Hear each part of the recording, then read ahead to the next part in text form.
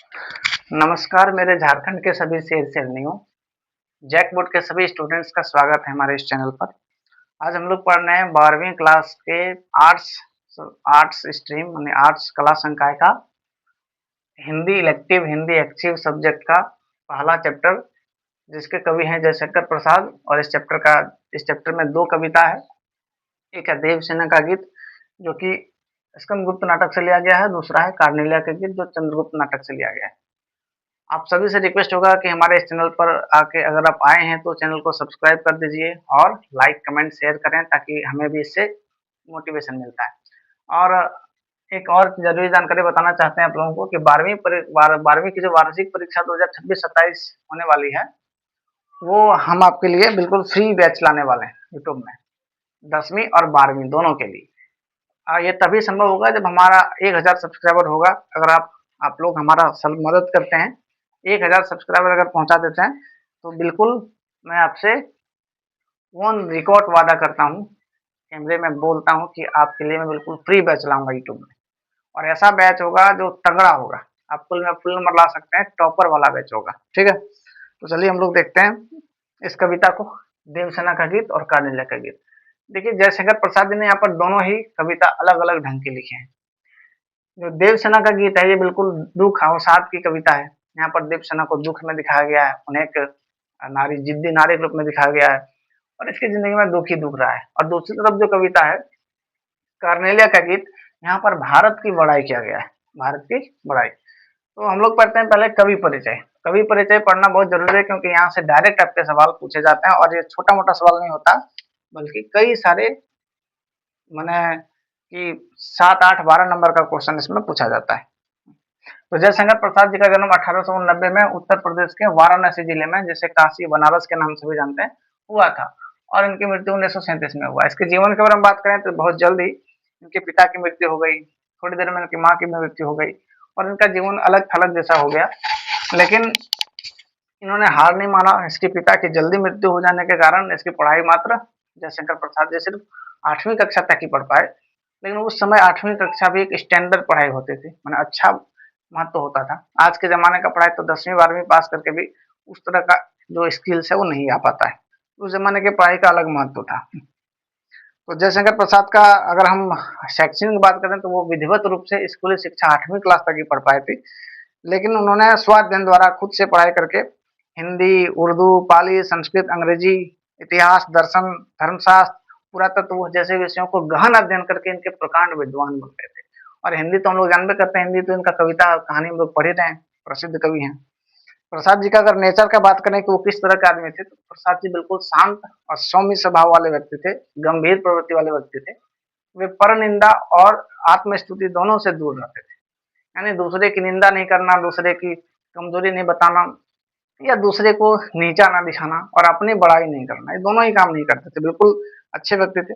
ये तो बहु प्रतिभा वाले व्यक्ति हैं, मैंने इसके पास बहुत सारे टैलेंट था। इतने सारे टैलेंट होने के बाद भी खुद की बड़ाई नहीं करते थे। मूलतः वे कवि थे, कविताएं लिखते थे, लेकिन इन्होंने कई सारे उपन्यास, निबंध और कविताएं, कहानी ये सब लिखा हुआ है। ये उच्च कोटि के हिंदी साहित्य के कवि रहे हैं।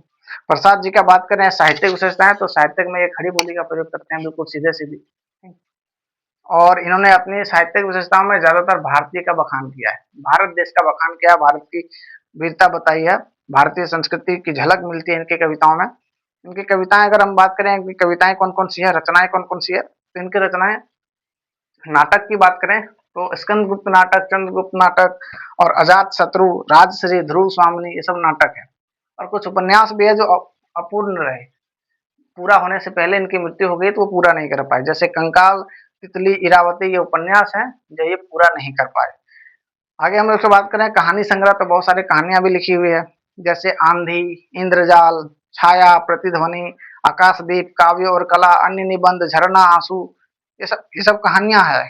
और निबंध में काव्य, कला, ये सब निबंध है।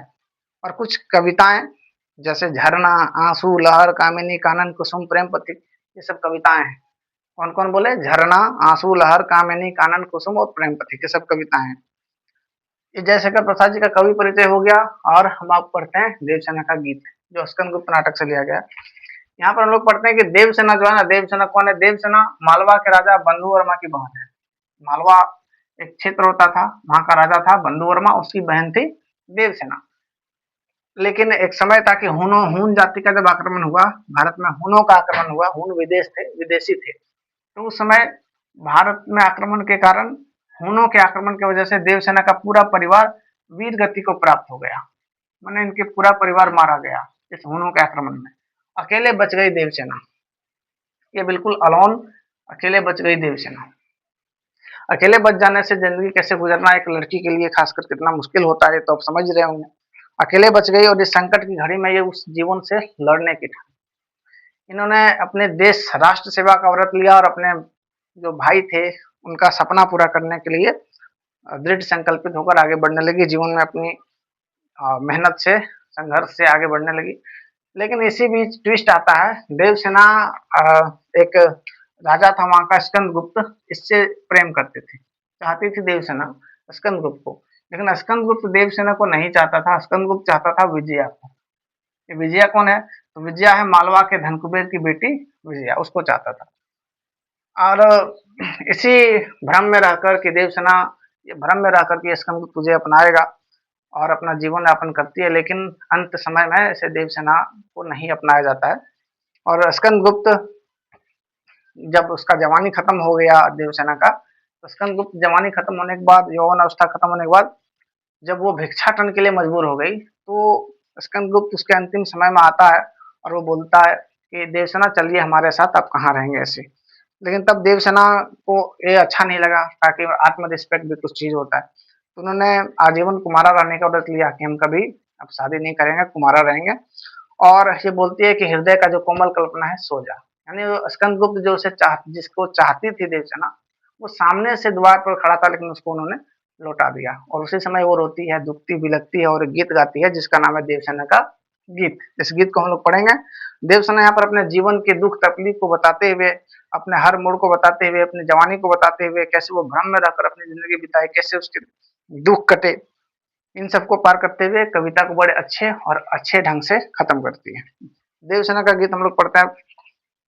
ये देखिए एनसीईआरटी बिल्कुल आपको सही, ऑथेंटिक और सही जानकारी दी जाएगी। अब बस इस चैनल पर भरोसा बनाए रखिए। आप लोगों से रिक्वेस्ट होगा कि हमारा 2 चैनल है, एक जैक आर्ट्स गुरु और एक इंस्पायर्स विद विजय सर। दोनों ही आप सब्सक्राइब कर लें ताकि ऐसे वीडियो आपको मिलते रहे। तो कविता शुरू करते हैं। देवसेना बोलती है कि आह वेदना मिली विदाई, मैंने भ्रमवश जीवन संचित मधुकरियों की भीख लुटाई। कि ओह वेदना, मुझे जिंदगी में दुखी दुख मिला और मैंने भ्रम में रहकर जो जीवन बिताया, वो मुझे ऐसा लगा जैसे मैं मधुमक्खी की जैसे अपना भीख में लुटा दिया।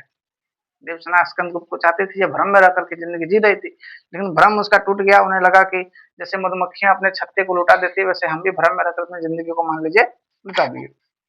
आगे बोलते कि छल छल थे संध्या के श्रम कण, आंसू से गिरते थे प्रत्येक क्षण, मेरी यात्रा पर लेती थी निर्वता अनंत अंगड़ाई। यानी शाम का छल छल थे, आंखों से आंसू, मैंने आंखों से थे, उसके आंखों से आंसू गिरते थे। और श्रम कण, यहाँ पर श्रम कण का अर्थ समझना होगा। श्रम कण का मतलब होता है मेहनत करने से जो पसीना निकलता है शरीर में, उसी को श्रम कण कहा जाता है। मेहनत करने के बाद जो हमारे शरीर से पसीना निकलता है उसको श्रम कण कहा जाता है। ठीक, वही बोलते कि छल छल थे संध्या के श्रम कण, आंसू से गिरते थे प्रत्येक क्षण, मेरी यात्रा पर लेते थे निर्वता अनंत अंगड़ाई। शाम का समय था, मेहनत के कारण पसीना आ रहा था, आंखों से आंसू गिर रहे थे, और मैं मेरी यात्रा पर निर्वता अनंत अंगड़ाई ले रही थी।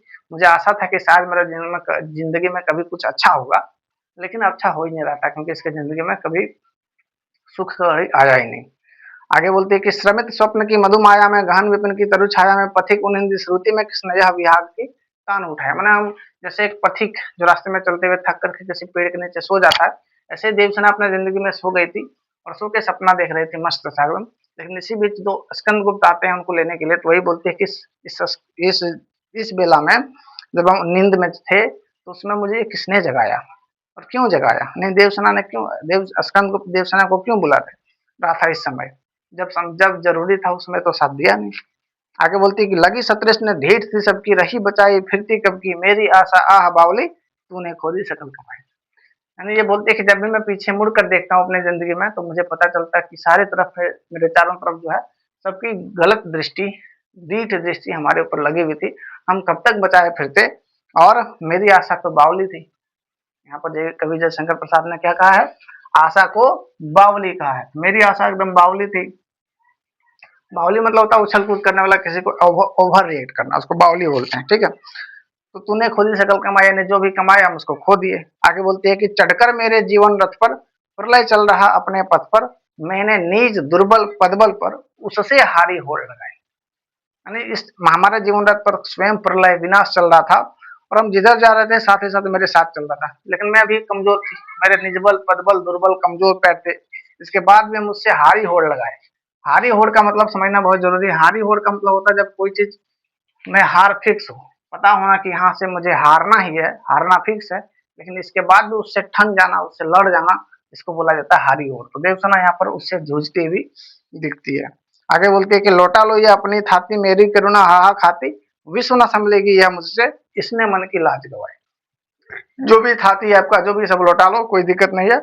अब मैं करुणा हाहा खाती है, मेरा विश्व अब ये दुनियादारी हम नहीं संभाल पाएंगे। और जो भी मन में लाज था सब गवा के और भीख मांगना शुरू कर देती है और अपना शेष जीवन भिक्षाटन करके बिताती है। ये देवसेना का दुख था। सोचिए, एक राजा की, राजघराने की बेटी अकेले बच गए, उसका सारा परिवार मारा गया, जिंदगी जी रहा है, राष्ट्र सेवा का व्रत लिया हुआ, स्कंदगुप्त को चाहता था, स्कंदगुप्त किसी और को चाहता था। ऐसे जिंदगी में उसका क्या दुख रहा होगा, वही बताने का कोशिश यहाँ पर किया गया है। और दूसरी कविता हम लोग पढ़ेंगे कार्नेलिया का गीत। जो कार्नेलिया का गीत है, यहाँ पर इसको चंद्रगुप्त नाटक से लिया गया है। और सवाल पूछता है कि स्कंदगुप्त और चंद्रगुप्त नाटक के लेखक कौन है। स्कंदगुप्त और चंद्रगुप्त के जो नाटक है, इसके लेखक जयशंकर प्रसाद जी ही हैं। और बात करें अगर हम ये देवसेना का गीत और कार्नेलिया का गीत के कवि कौन है, तो वही जयशंकर प्रसाद जी हैं। ठीक, कार्नेलिया का गीत शुरू करने से पहले इसका बैकग्राउंड जानते हैं। देखिए, कार्नेलिया कौन है। कार्नेलिया सेल्यूकस की बेटी है। सेल्यूकस कौन है, सेल्यूकस है सिकंदर का सेनापति। सिकंदर कौन है, सिकंदर आपको पता होगा महान राजा हुए। इनका सपना था विश्व विजय, दुनिया को जीतना, लेकिन ये इस बीच भारत को रोड़ा मारते थे। ये समझते थे कि अगर हम भारत को जीत लेंगे तो फिर पूरा दुनिया को हम जीत लेंगे, लेकिन अंततः यही हुआ, वो भारत से हार कर गए। और इसी बीच सेल्यूकस का, इसका सेनापति, इतने महान राजा का सेनापति था सेल्यूकस। सेनापति मतलब क्या होता है, देखिए ये राजा है, ये खुद लड़ने थोड़े जाएगा, ये लोग भेजता था सेना। तो सेना को लीड करने के लिए एक आदमी बैठाता था जिसको सेनापति कहा जाता था। पूरे सेना का संचालन इनका जो है वो सेनापति थे सेल्यूकस, वही करते थे किसी एक क्षेत्र, विशेष क्षेत्र के लिए। तो ये कार्नेलिया उसी की बेटी है। सिकंदर का सेनापति सेल्यूकस की बेटी है ये कार्नेलिया। और कार्नेलिया भारत आई हुई है, भारत में रह करके सिंधु नदी के किनारे बैठ करके और सिंधु नदी के नीचे पेड़ के नीचे बैठ करके और मनोहर तट का आनंद ले रहा है, पर्यावरण को देख रही है और अपने आसपास की सुंदरता को देख रहा है। और धीरे धीरे जो उसके मन में एक फीलिंग आ रहा है उसको बताने का प्रयास कर रही है। और इसी बीच वो सोचती है कि क्या कहीं हम भारत का संगीत, भारत का म्यूजिक भूल तो नहीं गए। तो इसी बीच वो गुनगुनाने शुरू करती है, एक गीत गाती है, उसी का नाम दिया गया है कार्नेलिया का गीत। ठीक, और कार्नेलिया यहाँ पर भारत की बड़ाई करती है, भारत की विशेषता बताती है, भारत को ऐसा देश बताता है जहाँ अनजान लोग को भी पहुंचकर सहारा मिल जाता है। उड़ते हुए पक्षी जिस तरफ मुंह करते हुए जाते हैं, वो भारत देश बताते हुए कहती है कि भारत बहुत प्यारा देश है और भारत के लोग बड़े करुणा जल के होते हैं। भारत के लोग अनजान लोगों को सहारा देते हैं और हर भारतीय के दिल में करुणा होता है, प्रेम होता है, वात्सल्य होता है। एक बड़ी पहचान है भारत देश के लिए, एक ऐतिहासिक पहचान है कि किसी विदेशी महिला भारत के बारे में ऐसी बातें कर रही है। तो चलिए पढ़ते हैं कार्नेलिया का गीत। कार्नेलिया का गीत जो है वो ये है, ठीक है। कार्नेलिया बोलती है, अपने गीत की शुरुआत यहीं से करता है, उसके मुंह से अपने से आवाज उठ जाता है सिंधु नदी के किनारे बैठकर, और गीत गाती है, अरुण या मधुमय देश हमारा। कविता है कि अरुण या मधुमय देश हमारा, जहां पहुंच अनजान क्षितिज को मिलता एक सहारा। बोलता कि कितना अच्छा प्यारा सौंदर्य सुनहरा देश है हमारा प्यारा भारत। मधुमय, यहाँ कितना मीठे मीठे लोग, प्यारे प्यारे लोग रहते हैं यहाँ, जहाँ अनजान लोगों को भी सहारा मिलता है, वो देश भारत है। सरस ताम रस गर्भ विवाह पर नाच रही तरुशिखा मनोहर, छिटका जीवन हरियाली पर मंगल कुमकुम सारा। सरस ताम रस गर्भ विवाह पर नाच रही तरुशिखा मनोहर। सुबह सुबह और भोर के टाइम में जो पेड़ का जो रोशनी होता है, पेड़ के शीर्ष होता है, जिसको हम लोग क्या बोलते हैं, तो सबसे ऊपर वाला, वहां से सूर्य की रोशनी जब जाती है और सूर्य की रोशनी वहां से गुजरते हुए किसी तालाब नदी में जाता है तो बड़ा सुंदर और मनोहर दृश्य बनता है, उसको उसकी तारीफ कर रही है। आगे बोल रही है कि छिटका जीवन हरियाली पर मंगल कुमकुम सारा, ऐसे लगता है कि हरियाली चारों तरफ हरियाली फैली हुई है और जो सूर्य की रोशनी है वो मंगल कुमकुम जैसा छिटका हुआ लग रहा है। इतना सुंदर देश लग रहा है भारत में। आगे बोल रही है कि लघु सूर्यधनु से पंख पसारे, शीतल मलय समीर सहारे, उड़ते खग जिस और मुंह किए, समझ नीड़ निज प्यारा। बोलता है क्या कि लघु सूर्यधनु जो छोटे छोटे पक्षियां हैं से पंख पसारे, पंख पसार करके और हवा के सहारे जिस दिशा में जा रहा है, जहां अपना घोंसला बनाने के जा रहा है, समझ नीड़ निज प्यारा, समझो कि वही हमारा देश प्यारा भारत है। ये सही भी है कि कई सारे विदेशी पक्षी भारत में आते हैं और भारत में आश्रय की तलाश करते हैं, रहते हैं। वही बोल रही है कि उड़ते खग जिस ओर मुंह किए, समझ नीड़ निज प्यारा, वही भारत देश है। कितनी तारीफ कर रही है ये कार्नेलिया भारत के बारे में, जरा सोचिए। आगे क्या है, बरसाती आंखों के बादल बनते जहां भरी करुणा जल, बरसाती आंखों के बादल बनते जहां भरी करुणा जल। इसका मतलब हुआ कि भारत के लोगों में आंखों में दया होता, प्रेम होता, वात्सल्य होते हैं, करुणा जल होते हैं, हर लोगों के सहारा देने का क्षमता होता है भारत के लोगों को। आगे बोलते हैं लहरें टकराती अनंत की पाकर जहां किनारा, यानी देखियो भारत एक ऐसा देश है जहां हिंद महासागर, बंगाल की खाड़ी, ये सब टकरा करके लहर को, एक समुद्र के लहर को भी एक सहारा मिल जाता है और वहां से वापस लौट जाता है। वही बोलते हैं कि जहां लहर भी टकरा कर वापस चल जाता है, वो देश हमारा प्यारा भारत है। हेम कुंबले उषा सवेरे, भरती धुलकाते सुख मेरे, मदिर ऊँघते रहते जब जगकर रजनी भरता। यहाँ पर बोलती है कि जब शाम का सवेरे, जब भोरे भोरे होने लगता है, उषा होने लगता है, तो उस समय जो तारे होते हैं, जो रात में अलसिया के जो जगे हुए होते हैं, ऐसे लगता है जैसे वो मदिर किसी दारू पी के ऊँघ नहीं होता पूरा से टुमुक टुमुक होता है, मैंने दारू पी के आंख मुना रहा है, उसको पूरा जोर से नींद आ रहा है, अब वो उजल होने वाली वैसे लगते हैं। और मदिर ऊँघते रहते हैं जब जगकर रजनी भरता, रात भर जग करके वो जो भोरे भोरे सोने का जो होता है वो बड़ा सुंदर अच्छा दिखता है। तो कविता यही है, बहुत सारे क्वेश्चन भी इसमें है, प्रश्न भी है, कविता हमने आप लोगों को पढ़ा दिया। और कविता जो एक रिवीजन पर्पज से वीडियो बनाया गया था। बाकी हम आपके लिए जल्द ही इसके एमसीक्यू और सब्जेक्टिव क्वेश्चन आंसर भी लेकर के आएंगे। तब तक हम आपसे रिक्वेस्ट करेंगे कि आप हमारे चैनल को सब्सक्राइब कर लीजिए और ज़्यादा से ज़्यादा लोगों तक शेयर करिए। और हमने आपको पहले बता दिया है कि 12वीं कक्षा और 10वीं कक्षा का जो आगामी परीक्षा होने वाला है, ये बिल्कुल फ्री हम पढ़ाएंगे आप लोगों को। अगर आपका सपोर्ट हमें मिलता है, 1000 सब्सक्राइबर अगर होता है, तो बिल्कुल फ्री और अच्छे क्वालिटी के साथ हम पढ़ाएंगे और डिजिटल बोर्ड भी साथ में लेके आएंगे। ठीक है दोस्तों, अब मिलते हैं अगले वीडियो में।